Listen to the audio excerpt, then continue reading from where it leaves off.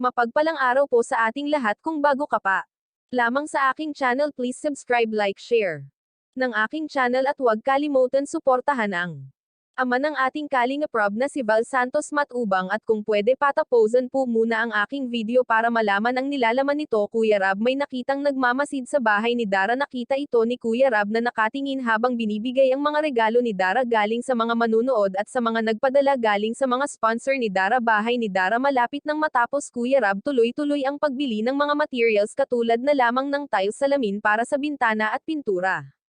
Kaya Dara minsan natutulala na lang dahil exited na sa pagtapos ng bahay niya at nag-aalinlangan dahil di niya maiwasan maisip na baka pag matapos na ang bahay niya at iwanan na siya ng Kalingap team. Pero Kuya Rob, nangako naman kay Dara na kahit tapos na ang bahay niya at nandyan pa rin silang mga Kalingap team para sumuporta sa mga pangangailangan niya, lalo na sa pag-aaral niya hanggang makagraduate siya. Kaya ang ating Chinita girl ay masaya na naman na may halong kalungkutan. Syempre di natin maiwasan dahil siya na nga ang tumatayong nanay at tatay sa kapatid niya sa mga walang sawang nagbibigay kay Dara. Maraming salamat po dahil di kayo nagsasawang mga bigay sa kanya.